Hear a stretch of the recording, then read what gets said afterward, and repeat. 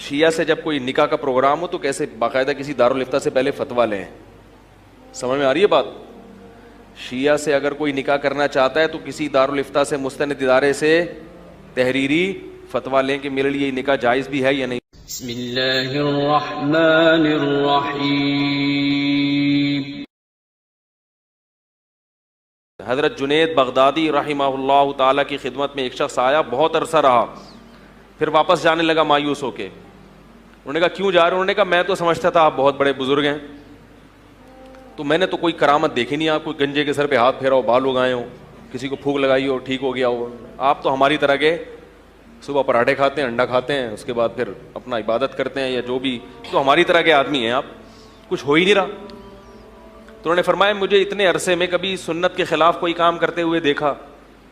اس نے کہا یہ تو نہیں دیکھا. انہوں نے فرمایا یہی کرامت ہے, شریعت پہ چلنا سب سے بڑی, بولو بھائی, کرامت ہے. تو آج کل شریعت پہ کو فالو نہیں کیا جا رہا, اور یہ کرامتیں اور قصے اور یہ ان چیزوں پر جو ہے وہ دین کا مدار رکھا ہوا ہے. تو اب میں یہ عرض کر رہا تھا, ارتداد یعنی دین سے پیچھے ہٹنے کے مختلف درجات ہیں. ایک درجہ یہ کہ اللہ نہ کرے بالکل ہی کوئی کافر ہو جائے, اس میں خوابوں کی وجہ سے ہو گیا, یا کسی عورت کی لالچ میں ہو گیا, یا دولت کی لالچ میں, یا باہر کے ویزے میں. اور یہ بھی یاد رکھو کہ کسی ملک کا ویزا لینے کے لیے اپنے آپ کو اگر غیر مسلم لکھوا دیا, چاہے مذاق میں ہی, جھوٹ موٹ میں ہی, تو تمام علماء کا اتفاق ہے کہ وہ حقیقت میں کیا ہو جائے گا؟ کافر ہو جائے گا.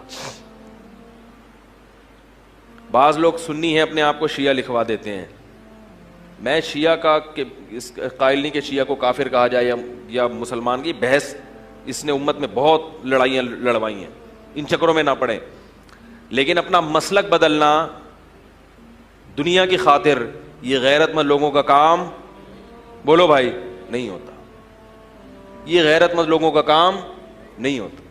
عالمگیر کا مشہور واقعہ ہے نا, اس کی بیوی کیا تھی؟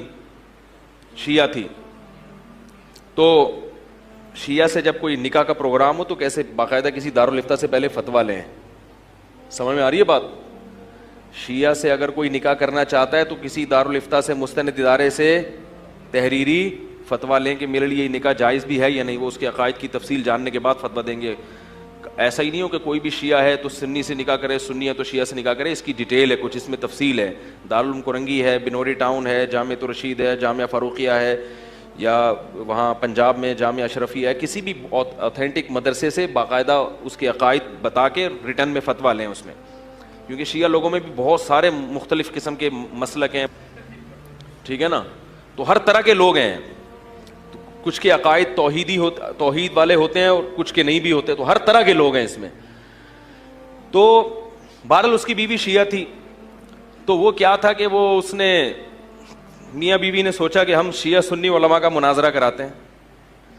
تو اس نے کچھ ایران سے شیعہ ذاکر بلائے اور ادھر سے انہوں نے سنی علماء بلائے. تو اللہ کی قدرت کے وہ سنی علماء مناظرہ جیت گئے. تو وہ جو بادشاہ کی بیوی تھی نا, اس نے اپنی انسلٹ محسوس کی کہ میرے مسلک کے جو مولانا تھے وہ کیا ہو گئے, مناظرہ ہار گئے.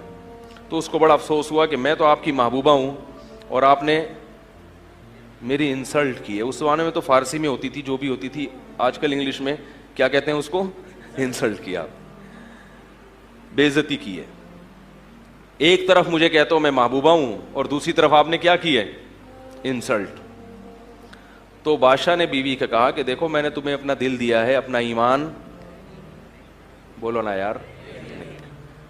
دیکھو اسلام میں عیسائی لڑکی سے نکاح کی بھی اجازت ہے, لیکن قرآن نے جہاں عیسائی عورت سے نکاح کی اجازت دی, نیچے اسی آیت میں کیا کہا قرآن میں, وَمَن يَكْفُرْ بِالْإِيمَانِ فَقَدْ حَبِطَ عَمَلُهُ, جو اپنا ایمان بیچ ڈالے گا اس کے اعمال میں برباد کر دوں گا اور آخرت میں اس کا کوئی حصہ نہیں ہوگا. اللہ نے بتا دیا کہ تمہیں عیسائی عورت سے نکاح کی اجازت دی جا رہی ہے, ایمان بیچنے کی اجازت, بولو بھائی, نہیں دی جا رہی. اس کو بتا دو پہلے میں مسلمان ہوں, میں مسلمان ہی رہوں گا, آپ کے ساتھ چرچ, بولو نا یار, نہیں.